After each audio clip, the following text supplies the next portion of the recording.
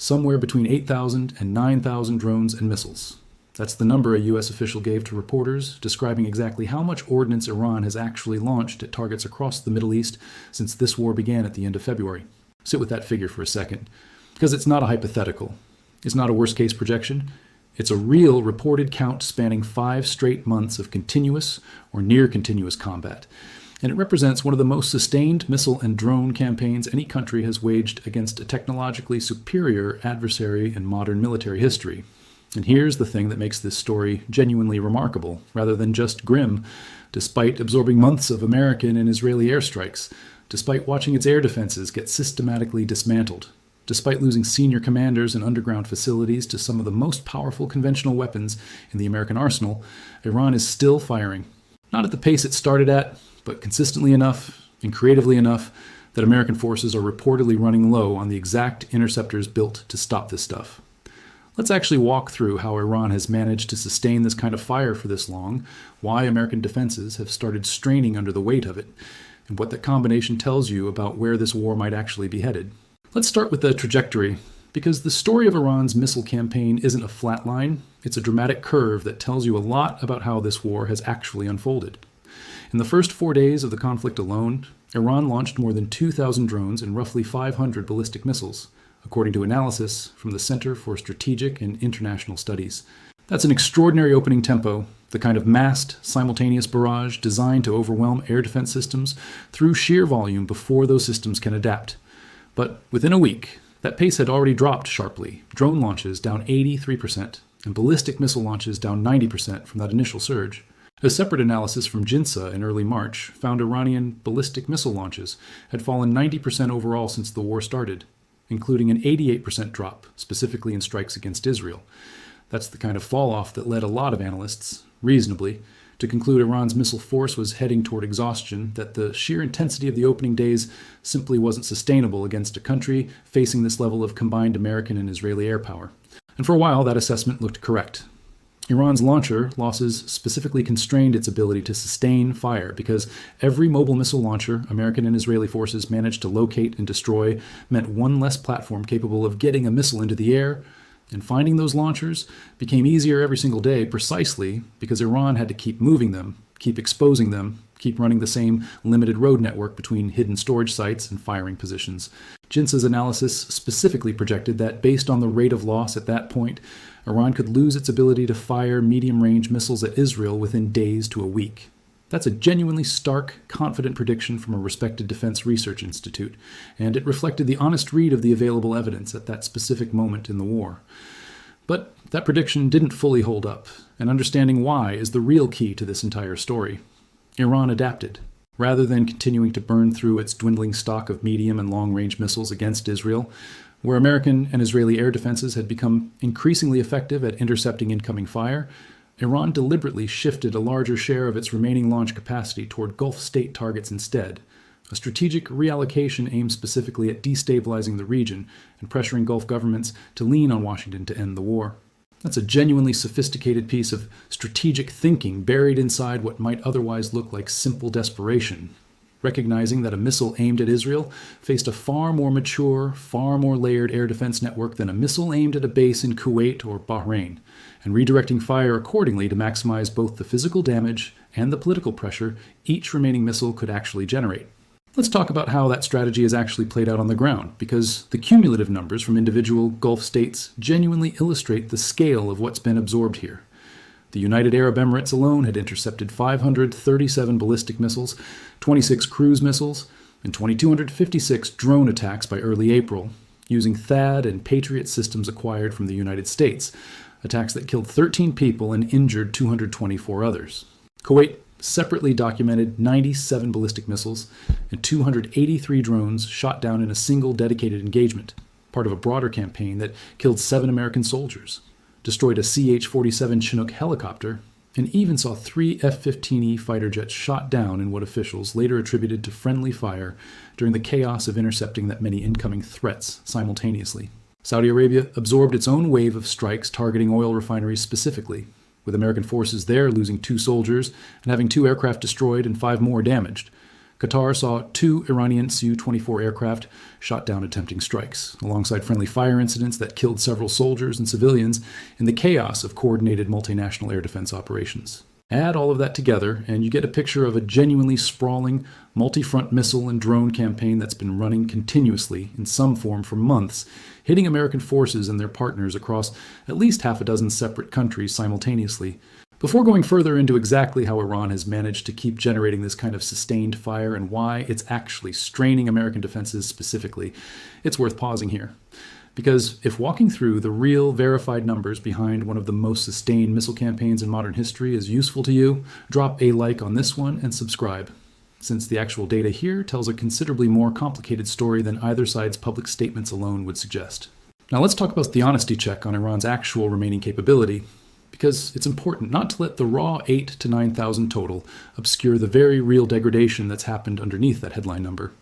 A detailed breaking defense analysis, drawing on 10 weeks of continuous wartime data, found that after the first 2 days, Iran essentially stopped launching large simultaneous salvos entirely, shifting instead towards smaller scattered waves, sometimes just one or a few missiles at a time. That shift matters technically, because massed salvos are specifically what overwhelm modern interceptor systems like Arrow 3 and SM-3, which rely on radar and command and control systems, needing time to individually classify each incoming object and distinguish an actual warhead from decoys or debris. Fewer objects in the air at once, even spread across more individual launches, is actually somewhat easier for a functioning, well-supplied air defense network to handle, because it doesn't create the same kind of overwhelming simultaneous tracking burden the opening days did. But here's where the story gets genuinely more complicated and more interesting, because Iran appears to have found a different way to overwhelm those same defenses, even without returning to massive simultaneous salvos. Reporting from The Intercept specifically documented that Iran has figured out how to overwhelm American air defenses using a mixed approach, combining slower, cheaper attack drones with more advanced ballistic missiles launched together, forcing American and allied defense systems to allocate scarce, expensive interceptors against both categories of threat simultaneously rather than concentrating purely on the more dangerous ballistic missiles. That's a genuinely clever adaptation, because it doesn't require the same volume as those early massed salvos to still create real strain. It exploits the fact that defenders generally can't simply ignore the slower, cheaper drones just because ballistic missiles pose the more severe individual threat. Every single incoming object still has to be tracked, classified, and potentially engaged, and that processing burden adds up fast even at a lower overall volume of fire. That specific tactic connects directly to the single most consequential detail in this entire story, the one that actually explains the headline you're watching this video for. As Iran has kept firing this mixed combination of drones and missiles month after month, the United States has been burning through its own missile defense interceptor stockpile at a pace that's become genuinely alarming to people inside the Pentagon. Multiple reports have confirmed the American military has exhausted a substantial majority of its available THAAD interceptor inventory, and roughly half of its Patriot interceptor stockpile compared to where those numbers stood before this war began. The Center for Strategic and International Studies published a detailed analysis specifically examining this exact problem, warning that many of the systems involved are fundamentally constrained by production capacity, meaning replacing what's already been consumed isn't simply a matter of writing a bigger check, it involves a genuinely long manufacturing pipeline.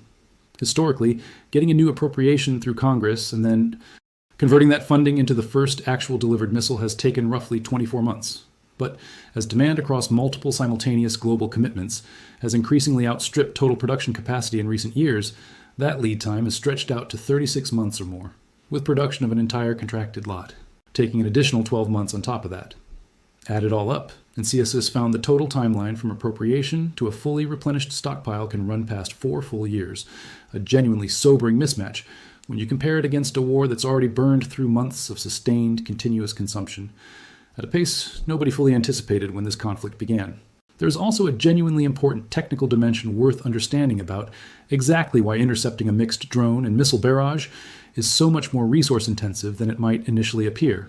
A ballistic missile interceptor like THAAD or Patriot is an enormously expensive, precision-engineered piece of hardware, often costing several $millions per individual unit. And defense doctrine generally calls for firing more than one interceptor at any single incoming threat, specifically to ensure a high probability of a successful intercept, since a single missed shot against an actual nuclear-capable or high-value conventional warhead carries consequences far too severe to risk on a single roll of the dice. That means every single ballistic missile Iran launches can potentially consume 2 or more of America, plus Char-39, plus its own considerably more expensive interceptors just to reliably stop it. An economic and logistical trade that heavily favors the attacker in a war of sustained attrition, since even a relatively cheap Iranian missile costing a fraction of $1,000,000 can force the defender to expend multiple interceptors worth several times that amount just to neutralize it. Layer in slower, far cheaper attack drones that still require radar tracking, classification, and often a dedicated interceptor or gun system to bring down. And the full scope of exactly how lopsided this specific cost equation has become throughout this war starts to come into much sharper focus. Let's talk about what that mismatch actually means for how this war has been playing out most recently, because it connects directly to something genuinely significant that happened just in the past couple of weeks. According to detailed daily tracking of this conflict, the skies over Iran stayed quiet for multiple consecutive nights in late July, with a Defense Department source specifically telling reporters that American operations were, in his words, on hold. Vice President Vance and General Dan Kane were both reported to have raised direct concerns about escalation risk and munitions stockpile levels during a White House meeting held on July 24th. The New York Times specifically tied that deferral of further American escalation directly to the Pentagon's diminishing stock of missile interceptors, connecting the dots between the abstract inventory numbers and an actual, real-time operational decision to pause. Iran's own army spokesman, Mohammad Akraminia, publicly stated Tehran had also halted its own retaliatory operations during that same window, describing it as a mirrored pause, with a senior Iranian source telling Reuters the halt would hold for as long as Washington's own pause continued. That's a genuinely remarkable moment to sit with, both sides essentially, tacitly, pausing an active shooting war, at least partly because of a shared recognition that the sheer physical stock of interceptor missiles was running low enough to force a real operational rethink. There is also a specific naval and blockade dimension worth understanding alongside all of this air defense discussion, because the missile and drone campaign has in plus Char-39 plus been the only front-absorbing sustained pressure throughout this same window. CENTCOM has separately confirmed that its own naval blockade remained in full effect, even during that late July pause, with 12 vessels redirected as part of ongoing enforcement efforts. A reminder that even while the airborne missile and drone exchange briefly quieted down, the broader maritime and economic dimension of this war kept running continuously in the background. That parallel track matters because it shows this conflict was never solely about missile inventories and interceptor stockpiles alone. It's plus Mazun Kar 39. Plus has been running simultaneously across air, sea, and diplomatic channels all at once, with pauses and escalations on one front not necessarily translating into equivalent pauses or escalations on every other front at the exact same time. Understanding that layered complexity is part of why any single number, even one as genuinely striking as 8,000 to 9,000 total missiles and drones fired, only tells part of the much larger story of how this entire war has actually unfolded across multiple simultaneous dimensions of pressure. That pause didn't hold entirely, though, and understanding why illustrates exactly how fragile this entire de-escalatory moment actually was. American UN Ambassador Mike Waltz described Iran's leadership during that same window as divided, with what he called internal fighting, while simultaneously saying Trump was giving diplomatic talks a little bit of room while still keeping all options on the table. CBS reported the pause had followed the arrival of an Omani mediating delegation in Tehran, with Iran's foreign ministry separately describing ongoing Hormuz maritime traffic talks as useful, while Pakistani and Qatari mediators were reported to be intensifying their own separate contacts around a broader de-escalation framework. But then, in what CENTCOM specifically described as an attempted surprise attack, that fragile pause broke, with Iran launching fresh strikes that CENTCOM says were fully intercepted, an attack aimed specifically at American forces in Jordan that came right in the middle of all this careful, tentative diplomatic maneuvering. Let plus Char-39 plus is also talk about the human cost sitting underneath all of these tracking numbers and cumulative statistics, because it's plus Char-39 plus it's genuinely easy for a story built around interception rates and stockpile inventories to lose sight of the fact that real people have been killed and wounded across every single one of these Gulf states throughout this campaign. The strikes on the UAE alone killed 13 people spanning Emirati, Pakistani, Nepali, and Bangladeshi nationalities.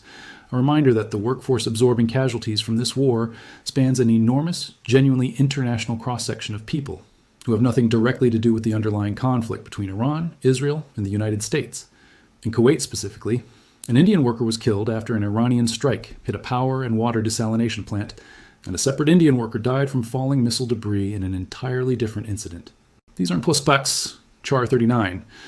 plus T military personnel who signed up for combat risk, they, plus Zats Char 39, plus our foreign laborers working ordinary jobs in countries that happen to host American military infrastructure, and they, plus Char 39, does have paid a real permanent price for a war being fought largely over their heads, in every sense of that phrase. That human dimension matters just as much as the raw statistics when trying to understand the full, honest cost of a missile campaign that plus Char 39 plus is now stretched across 8,000 to 9,000 individual launches and 5 straight months of sustained combat. And let's talk honestly about what this entire pattern actually reveals about Iran's underlying strategic calculation, because it's genuinely more sophisticated than simply firing until you run out of missiles. Iran has consistently prioritized targeting Gulf states with its remaining short-range missile stock, specifically as leverage, understanding that pressure applied to American partners in the region, partners who then push Washington toward de-escalation, might accomplish more strategically than continuing to throw increasingly scarce missiles directly at Israel's considerably more mature air defense network. That's a genuinely calculated form of asymmetric pressure, using each remaining missile not necessarily to maximize direct battlefield damage, but to maximize the political and diplomatic cost of the war continuing, forcing regional partners to absorb enough disruption that they start actively lobbying for an end to the conflict on Iran's behalf, rather than simply remaining passive hosts for American operations. Now here's the honesty check that actually matters most for understanding where this goes from here, because it's important not to overstate Iran's position either. The overall trajectory, even accounting for that clever tactical adaptation combining drones and missiles, still points toward genuinely diminishing capability over time. With launcher losses continuing to mount every single day, Iran keeps firing, because every launch creates a new opportunity for American and Israeli forces to locate and destroy the platform that fired it. Iran's fundamental problem hasn't actually changed since that original JINSA assessment back in March. It cannot simply manufacture replacement launchers and missiles at anywhere close to the rate it's losing them under this level of sustained combined air pressure. And every week this war continues represents a genuine compounding cost to Iran's underlying military infrastructure, regardless of how creatively it manages to keep firing in the meantime. So while the American side is genuinely straining its own interceptor stockpile in ways that have already forced real, documented pauses in offensive operations, Iran is simultaneously and irreversibly grinding down its own launch capability in ways that can't simply be replenished on anything resembling a fast timeline either.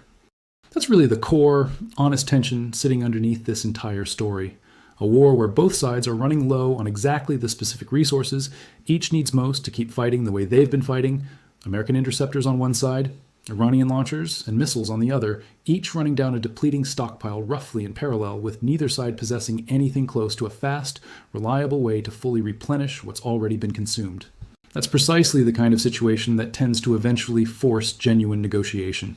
not necessarily because either side has run out completely, but because the sheer economics and logistics of continuing at the current pace become increasingly unsustainable for both sides at roughly the same time, creating exactly the kind of mutual exhaustion that's historically proven necessary to actually bring a prolonged conflict like this one to some kind of negotiated resolution. There is also a question worth raising about how the psychological dimension of this sustained campaign has shaped decision-making on every side of this conflict. Because 5 straight months of intermittent air raid sirens, shelter drills, and genuine uncertainty about when the next wave might arrive takes a real cumulative toll on military personnel and civilian populations alike, one that doesn't plus Chor 39, plus to show up cleanly in any interception statistic or stockpile inventory report. American and Allied troops stationed across Gulf bases have now spent months operating under conditions where a missile or drone attack represents a persistent, recurring possibility rather than a rare, isolated event, a level of sustained operational stress that military psychologists have long identified as genuinely corrosive to unit cohesion, decision-making quality, and overall readiness over an extended period. That psychological dimension cuts in Iran plus Chor 39, plus is Direction 2, of course, with Iranian military planners and political leadership operating under their own sustained pressure, watching senior commanders killed, watching underground facilities repeatedly struck, and having to make real-time decisions about resource allocation across multiple active fronts simultaneously, without any clear indication of exactly when or whether this level of sustained pressure might actually let up. Wars fought at this tempo, for this duration, extract a toll that goes well beyond the purely material cost of expended interceptors and launched missiles, and that less quantifiable cost likely factors into decision-making on both sides in ways that are genuinely difficult to measure from the outside looking in. Let's talk about what happens next, given everything we've walked through here, because the trajectory genuinely points in a few different plausible directions simultaneously. If the interceptor shortage continues constraining American operational tempo the way it clearly has recently, expect more of these tactical pauses, periods where offensive strikes slow down or stop entirely, not because of diplomatic breakthroughs necessarily, but because of straightforward physical resource constraints on the American side, specifically. If Iran continues losing launchers at anything close to its current rate, while still managing to source at least some fresh missile components, whether through domestic production or continued external support, expect the volume of fire to keep declining gradually rather than collapsing suddenly, a slow bleed rather than a dramatic cutoff, precisely the kind of gradual reduction reflected in Iran, shifting from massed simultaneous salvos towards smaller, scattered, more tactically creative waves of mixed drones and missiles. And if the diplomatic tracks currently running through Oman, Qatar, and Pakistan manage to actually produce something durable, rather than the kind of fragile pause that broke down within just a few days back in late July, the underlying munitions exhaustion on both sides may end up being remembered as one of the more significant, if quietly discussed, factors that actually pushed both governments toward a genuine, sustained resolution, rather than just another temporary lull before the fighting inevitably resumed again. There's also a comparative dimension worth exploring here, because it helps put this specific war into meaningful historical context, rather than simply treating it as an unprecedented event, floating without any real point of comparison. Even Ukraine plus Char 39 put to its own defense against sustained Russian drone and missile bombardment, widely regarded as one of the most intense sustained air defense campaigns of the current era, has generally involved a somewhat different mix and cadence than what plus Char 39 plus has been documented here, with Russia typically favoring large, coordinated overnight barrages against Ukrainian cities and infrastructure, rather than the kind of continuous, multi-front, simultaneously dispersed campaign Iran has run across half a dozen separate countries at once. That distinction matters because it means the specific defensive challenge facing American and allied forces in this conflict, coordinating interception across multiple sovereign countries with different command structures, different equipment, and different rules of engagement, all against the same underlying threat, represents a genuinely novel test of multinational air defense coordination, one without a fully comparable historical precedent to draw clean lessons from. Whatever operational and technical lessons eventually get drawn from this specific war, in interceptor allocation, cross-border coordination, or resource stockpiling for exactly this kind of prolonged multi-front missile campaign,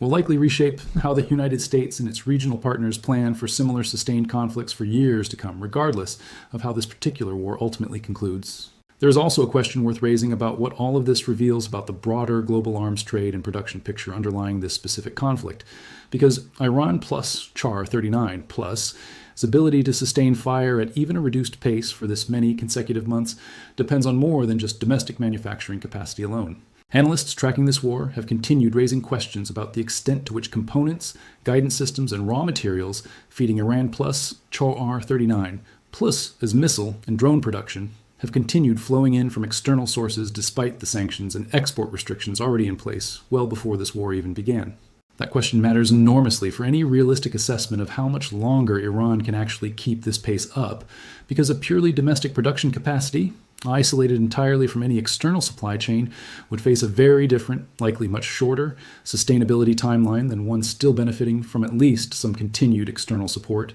whether through established black market channels or through the kind of deeper strategic relationships with other governments that have shaped so much of this broader regional conflict. So where does this actually leave the core question this entire story keeps circling back to? 9,000 missiles and drones, give or take, fired over roughly 5 months of continuous or near-continuous warfare is a genuinely staggering figure by any historical standard, and it reflects an Iran that has adapted repeatedly under sustained, overwhelming pressure, rather than simply collapsing the way some of the earliest wartime projections confidently suggested it might. But it's not evidence of some kind of inexhaustible, sustainable capability either. It's evidence of a country making increasingly difficult tactical adjustments to stretch a genuinely diminishing resource as far as it possibly can,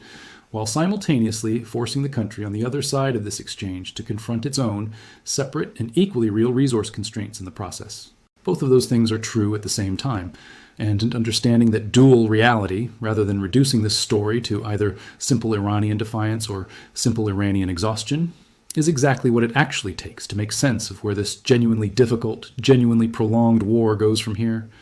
What do you think? Do you think Iran's demonstrated ability to adapt and keep firing month after month means this war continues grinding on for a considerably longer stretch than most people originally expected back in February? Or do you think the mounting, well-documented interceptor and launcher shortages on both sides eventually force a genuine, sustained resolution sooner rather than later? Let us know what you think down in the comments, and let us know too whether you think America's own interceptor shortage has actually become just as significant a factor in shaping how this war unfolds as anything happening on Iran's side of the equation. And if breaking down the real, verified numbers behind a story this consequential, rather than just repeating whichever headline happens to be circulating on a given day, is the kind of detailed analysis you want more of, go ahead and subscribe and share this with anyone who's been trying to understand exactly how a war this intense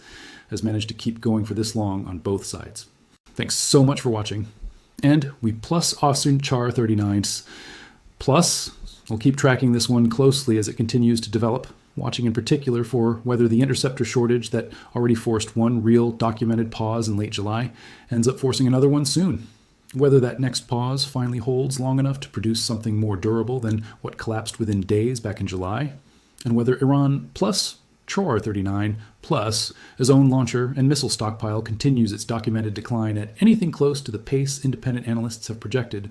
or whether some fresh source of resupply ends up extending this already remarkable campaign considerably further than most people watching this war closely ever expected it to run.